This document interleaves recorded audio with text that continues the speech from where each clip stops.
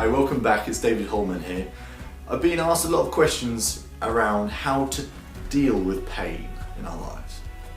So I've rephrased the question as, how do we turn pain into power? Because when everything's going great, it's easy, but how do we make it when it's not going so well? How do we turn that into power to keep us moving forward, to keep our momentum up? And it's not the easiest thing, so I'm going to spend a little bit more time than usual on this particular video. And I'm going to tell you 3 stories. Nothing difficult, nothing complex, just 3 stories.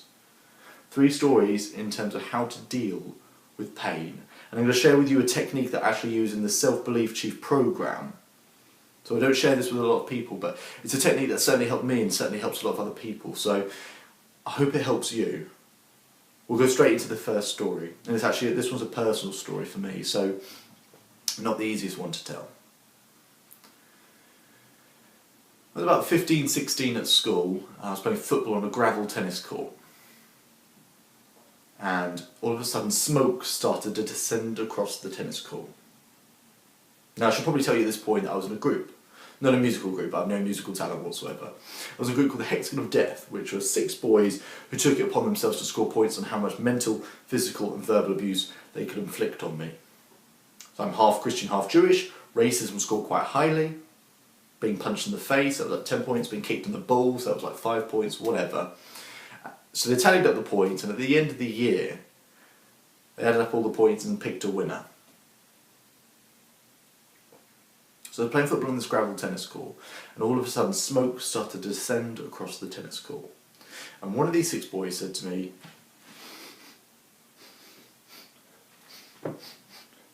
"David, can you smell that burning?" And I went, yeah, I can smell that burning. It's from the smoke. I think it's coming from that chimney from that house over there. He said, yeah, David, I think you're right. He said, David, shouldn't you be in that house over there? And I said, what do you mean? Why should I be in that house? And he said, because they're burning all the Jews in there.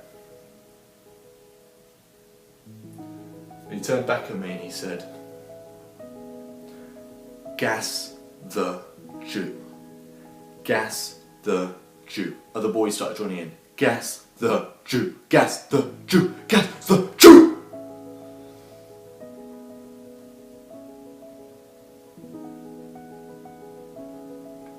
I don't know if you've ever had a time where you feel like you have pain seeping through the skin. It's like uncontrollable pain almost. This wasn't one of those times. In fact, the really odd reaction I had to that particular episode was that I laughed. And why would I laugh at something so disgusting? Why would I laugh at something so horrible and horrendous as that? And for years I didn't really understand why I laughed at that.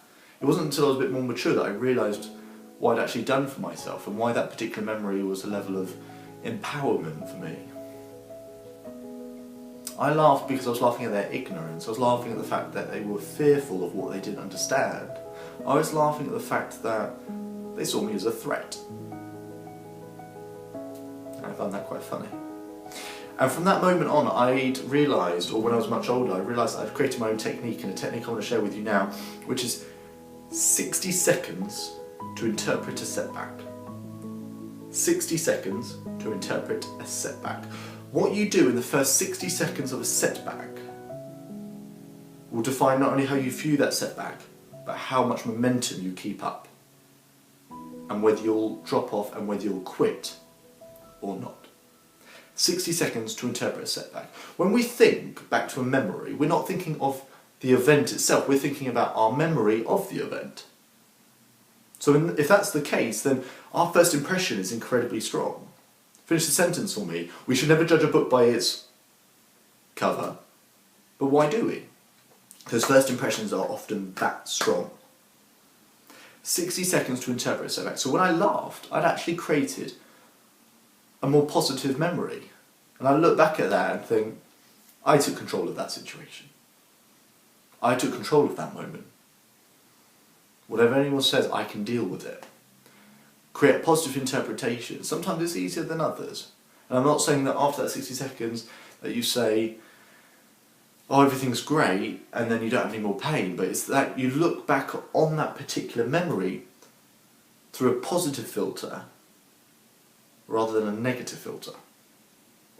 I'm not saying you have to say, oh, this is the best thing that's ever happened, but be realistic, be serious. Okay, have I learned something? Can I take something from this moment? You know, with those boys, I'll know how to deal with that situation in the future. I know that not everyone's going to like me. I know that I can control a bad situation. I know that I can deal with people when they're aggressive to me and not fight back. All positive interpretations of that particular episode. 60 seconds to interpret a setback, because first impressions are often that strong. And I want to prove it because I want to tell you about story number 2. Story number 2 takes place at a seminar with Tony Robbins. If you don't know who Tony Robbins is a master of personal development, and he holds seminars with thousands of people. And one day he had a woman stand up at the front who said, in 1998 my husband was kidnapped and murdered, and I didn't know whether I could love or connect with anyone ever again. Now, a few years went by and this woman had met someone new, a new man in her life, and they formed a relationship, and she grew to adore him even more over time, and one day he eventually proposed to her. At this point she had a bit of a freak out where she said, I'm really not sure. I mean, just with everything that's happened in the past, I just don't know whether I can go through this again. I'm really sorry, but I'm going to this seminar with Tony Robbins in Hawaii and I just cannot do this right now. He said, if you go to that seminar, it's over. She said, it's over. So she went to this 3-day seminar and she listened to Tony Robbins talk about how you've got to take the opportunities when they're there, where you have to step outside your comfort zone, where you don't live in regret, where you have to go after what you really want in life. She realised she made a mistake with her partner. She rang him that evening and left a voicemail. She said, I was stupid, I was just scared, and I love you and I want to be with you and I can't hold myself back anymore and I want to marry you, so please can we get married? Give me a call back when you get this. I love you, bye. The next morning, he rings her and leaves a voicemail. Thank you so much for your call. You have no idea the gift you have just given me because I'm about to die. See, there's smoke and fire in the room and I don't really know what's going on, but I'm definitely not going to make it. You're probably wondering how this can happen to you twice in a lifetime. This is clearly a sign that you just got to love your all, be your all, give your all. Don't let anything ever stop you. Show the world who you really are. I love you and thank you so much for being a part of my life. Bye. He was at the top of the World Trade Center in 9/11 when those planes hit. I can't even fathom that level of pain that she must have gone through. And when she stood up in front of those thousand people, and she mentioned that her husband had been kidnapped and murdered and that her new partner was in that tower. That was only an hour after she received that voicemail. Incredible. But do you want to know what she said to the audience? She turned to the audience and said, you can turn your most negative experience into your greatest asset. You can turn your most negative experience into your greatest asset. I can't even fathom pain on that level. And if she can create an initial positive first impression for that, I think we can create an initial positive impression for anything. She's an incredible woman who's helped millions of people deal with the pain they've gone through because of her story. 60 seconds to interpret a setback. She had to create an initial positive first impression. Yes, you go through pain. Yes, in that period it feels traumatic, it feels awful, but you just have to pull something from it. Just a thought, an idea. How are you going to help other people? If you can't help yourself, how can you help someone else?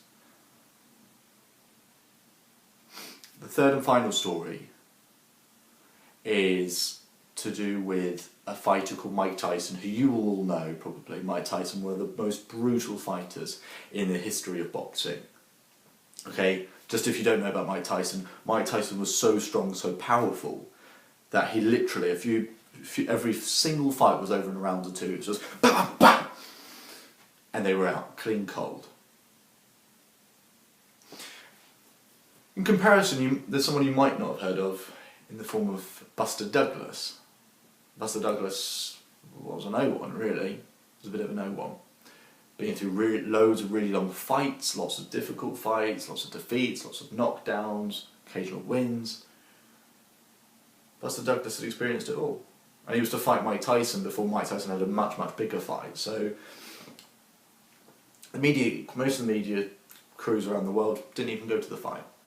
So Buster Douglas's mum started running her mouth saying, "My son's going to beat Mike Tyson. My son's going to beat Mike Tyson." Buster Douglas is like, "Mum, shut up. He's beating everyone. He beats everyone. He knocks them out in a round or two. Shut up." And Buster Douglas' mum like, "No, he's going to win. He'll win this fight." A day or two before the fight, Buster Douglas' mum died. And Buster Douglas was immediately asked, "Do you want to go through this fight? We perfectly understand if you don't want to." Buster Douglas said, "No, I said I would do this for my mum. My mum said I would win. I'm going to do this for her. I'm going to do it." So he took the fight a few days after his mum had died. And like every other fight, Mike Tyson came out quick in the first few rounds. Bah, bah, bah. And in round two, just like in every other fight, bah, bah, floored Buster Douglas. The ref is counting down 5, 6, 7, 8. Buster Douglas is stumbling, but he's just about getting himself up. 9, 10. He just makes the count, and the bell goes to the end of the round. He sits back in the corner, and the trainer says, "Look, we can throw him in the towel. Mike Tyson, he's gonna knock you out. He's gonna do some real damage." And Buster Douglas says, "No, I've got this. Yeah, I've got this."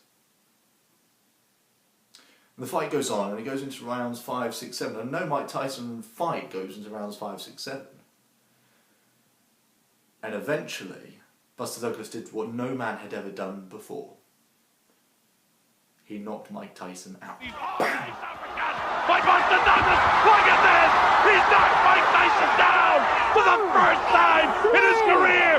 Mike Tyson hits the canvas! He's in big trouble! He may not be able to recover! It's up to 7 and 8! He's not gonna make it! Unbelievable! Unbelievable! How did he do it? It's like Leicester winning the Premier League. How did Buster Douglas possibly do that? My theory is that he had 2 forms of pain that he turned into power. The pain of going through loads of long fights, lots of defeats, lots of knockdowns, being knocked down so many times that he'd learned how to get up.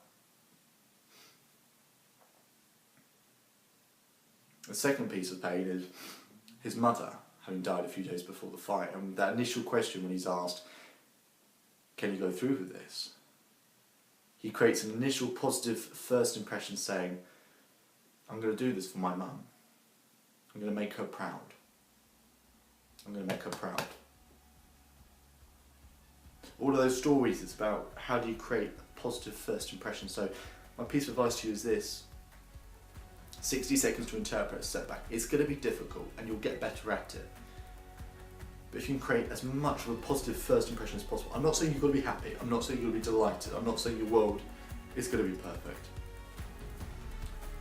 But create a positive first impression of each event, and that will keep your momentum up, that will keep you moving forward, and that will stop you from quitting. I've been there. I've not used that technique and I've given up on things. 60 seconds to interpret a setback, and I'm not giving up anymore. And neither are you. If you change today will change your life. So enjoy the rest of your day and enjoy the rest of your life. Thank you.